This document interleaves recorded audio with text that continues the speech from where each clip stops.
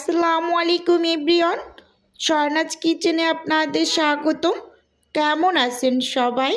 আশা করি আল্লাহর রহমতে সবাই খুব ভালো আছেন। আজকে আমি আপনাদের সাথে শেয়ার করব ভীষণ মজাদার বিকেলের একটি নাস্তার রেসিপি।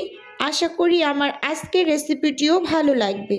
প্রথমেই এখানে আমি একটা বাটি নিয়ে নিয়েছি, সেই সঙ্গে নিয়ে নিলাম 1 কাপ আটা, স্বাদ অনুযায়ী লবণ, 2 টেবিল চামচের মতো রান্নার রেগুলার তেল। এখন হাতের সাহায্যে খুব ভালোভাবে ঘষে ঘষে ময়াম দিয়ে নেব। অবশ্যই ময়াম দেওয়ার কাজটা একটু ধৈর্য সহকারে সময় নিয়ে করবেন। ময়াম দেওয়াটা যতটা ভালো হয় নাস্তাগুলো বেশ খাস্তা হয়ে থাকে, তাই একটু সময় নিয়ে করে নেবেন। ভালোভাবে ময়াম দিয়ে নিলাম। মেজারমেন্ট কাপ দিয়ে 1 কাপ নর্মাল পানি নিয়ে নিয়েছি। অল্প অল্প করে পানি দিয়ে একটা সফট ডো তৈরি করে নেব। অবশ্যই অল্প অল্প করে পানি অ্যাড করবেন। একসাথে বেশি পরিমাণ পানি দিলে ডোটা অনেক অংশে নরম হয়ে যায়, তাই একটু ধৈর্য ধরে অল্প অল্প করে পানি দিয়ে ঠিক এরকম একটা সফট ডো তৈরি করে নেবেন। ডোটা আমি খুব সুন্দরভাবে তৈরি করে নিয়েছি। এখন ডোটাকে 10 থেকে 15 মিনিটের জন্য একটু রেস্টে রেখে দেব। তাই উপর থেকে সামান্য একটু তেল দিয়ে হাত দিয়ে চারপাশে একটু লাগিয়ে ঢাকনা দিয়ে ঢেকে আমি রেস্টে রেখে দিলাম। আর নাস্তাটা তৈরি করার জন্য একটা পুর রেডি করব। সেজন্য চুলোতে একটা প্যান বসিয়ে দিয়েছি, দিয়ে দিলাম পরিমাণ মতো রান্নার রেগুলার তেল। তেলটা গরম হয়ে আসার পর এর মাঝে দিয়ে দিলাম 1 বাটি পেঁয়াজ কুচি। পেঁয়াজটাকে তেলের মাঝে 1 মিনিটের মতো একটু নেড়ে চেড়ে ভেজে নিলাম। ভেজে নেওয়া হয়ে গেলে এর মাঝে দিয়ে দেব স্বাদ অনুযায়ী লবণ। লবণটা একটু বুঝে শুনে দেব, যেহেতু এখানে চাট মশলা ব্যবহার করব। চাট মশলার ভিতরেও লবণ থাকে, তাই প্রথম পর্যায়ে একটু কমই দিয়েছি। হাফ চামচের থেকেও কম পরিমাণে দিয়ে দিলাম হলুদ গুঁড়ো, সেই সাথে দিয়ে দিলাম হাফ চামচের থেকেও কম পরিমাণে মরিচ গুঁড়ো। এখন খুব ভালোভাবে নেড়ে চেড়ে মিশিয়ে নেব। মরিচের গুঁড়োটাও কম দিয়েছি, কারণ কাঁচামরিচ ব্যবহার করব, সেজন্য খুব ভালোভাবে নেড়ে চেড়ে মিশিয়ে নিলাম। আর পেঁয়াজটাও অনেকটা নরম হয়ে এসেছে। এ পর্যায়ে স্প্যাচুলা দিয়ে পেঁয়াজটা একটু মাঝখান থেকে সরিয়ে আগে থেকে একটা ডিম ভেঙে রেখেছি, ডিমটা দিয়ে দিলাম। দিয়ে স্প্যাচুলা দিয়ে খুব ভালোভাবে ডিমটাকে ভেঙে নেব। ভেঙে পেঁয়াজের সঙ্গে মিশিয়ে খুব সুন্দরভাবে একদম ঝুরা ঝুরা করে ভেজে নেব। এই পর্যায়ে একটু লক্ষ্য রাখতে হবে চুলোর আঁচটা যেন লোতে থাকে। লোতে রেখেই এই কাজটা করে নিতে হবে। একদম মিডিয়াম বা হাই হিটে রাখলে পেঁয়াজগুলো খুব বেশি ভাজা ভাজা হয়ে যাবে। এখন দিয়ে দিব আমি এর মাঝে 1 চামচ চাট মশলা। চাট মশলাটা দিয়ে খুব ভালোভাবে নেড়ে চেড়ে ভেজে নেব। একটু সময় নিয়ে ভেজে নেওয়া হয়ে গেলে আগে থেকে আমি ছোট সাইজের 3টা কাঁচামরিচ কুচি করে রেখেছি, এই পর্যায়ে দিয়ে দিলাম। দিয়ে খুব ভালোভাবে আবারও একটু মিশিয়ে নেব। মিশিয়ে নেওয়া হয়ে গেলে একদম সবশেষে আমি বেশি করে কিছু ধনিয়া পাতা অ্যাড করে দেব। শীতের সিজনে ধনিয়া পাতা কম বেশি আমরা সবাই পছন্দ করি। আর এই নাস্তা আইটেমে যদি একটু ধনিয়া পাতা বেশি করে দেওয়া যায়, খেতে কিন্তু অসাধারণ হয়ে থাকে। একটু ধনিয়া পাতা দিয়ে দিলাম বেশি করে। এখন খুব ভালোভাবে নেড়ে চেড়ে মিশিয়ে চুলোটা বন্ধ করে দেব। আর এই পর্যায়ে আমি চুলো থেকে পুরটাকে নামিয়ে ঠান্ডা করে নেব। আগে থেকে যে আমি ডোটা রেস্টে রেখেছিলাম, রেস্টে রাখার ফলে অনেক অংশে ডোটা সফট হয়ে গিয়েছে। এখন হাত দিয়ে খুব ভালোভাবে একটু মথে নিলাম। মথে নেওয়া হয়ে গেলে ডোটা থেকে আমি হাতের সাহায্যে ছোট ছোট করে লেচি কেটে নেব।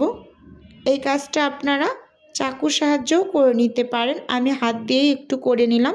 এখানে আমার সর্বমোট 8টা লেচি হয়েছে।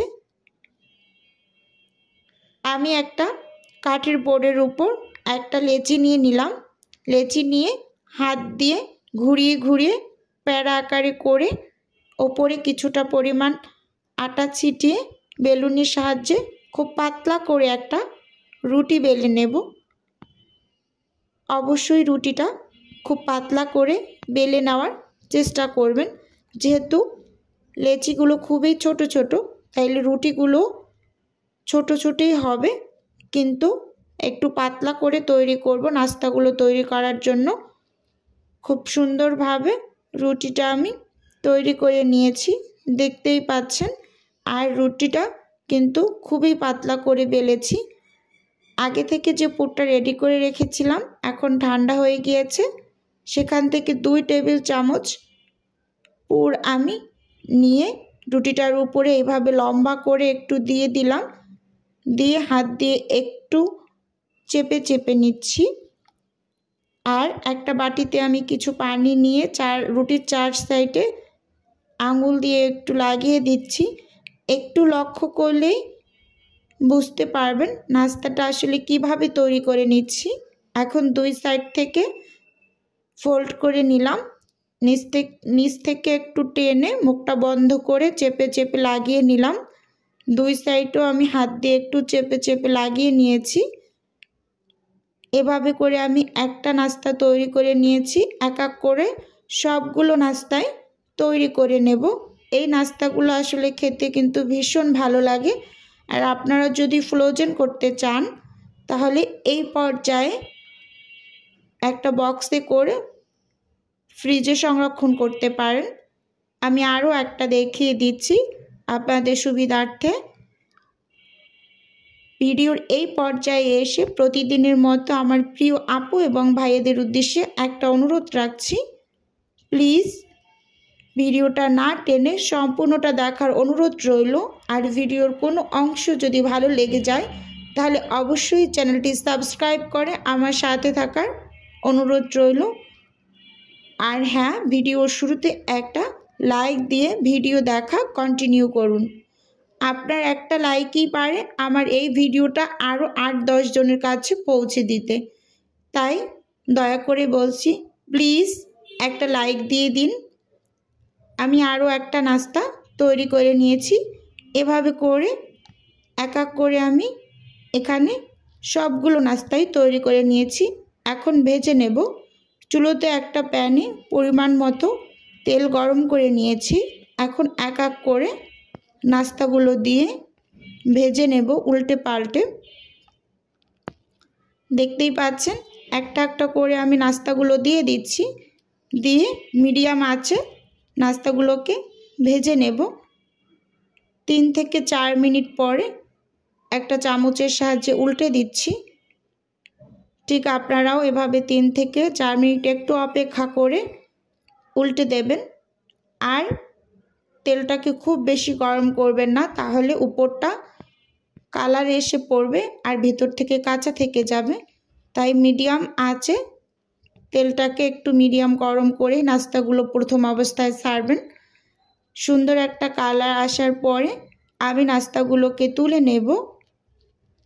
আর এই ভিডিওর মাঝে আমি প্রিয় আপু এবং ভাইয়েদের উদ্দেশ্যে আরও একটা কথা বলে নেই। আমি একটু ব্যস্ত থাকার কারণে কিছু আপু এবং ভাইয়েদের ভিডিও দেখতে পারতেছি না। তাই দয়া করে বলছি, প্লিজ কেউ ভুল বুঝবেন না, কষ্ট পাবেন না। একটু ব্যস্ত আছি, সময় করে অবশ্যই দেখে নেব। আর আপনারাও আমার পাশে থাকবেন। আর একে অপরের যদি পাশে থাকি তাহলে এই ইউটিউব জার্নিটা আমাদের জন্য অনেক বেশি সহজ হবে। নাস্তাগুলোকে ভেজে নিয়েছি। এখন একটু সার্ভ করে আপনাদের সঙ্গে শেয়ার করছি। দেখতেই পাচ্ছেন আসলে নাস্তাগুলো কতটা সুন্দর হয়েছে আর খেতে ভীষণ ভালো হয়েছিল। আপনারাও সন্ধ্যায় এভাবে এই নাস্তাটা চায়ের সঙ্গে তৈরি করে খেতে পারেন। একটা ভেঙে একটু শেয়ার করছি। আজকের ভিডিও এ পর্যন্তই। আল্লাহ হাফেজ। আসসালামু আলাইকুম।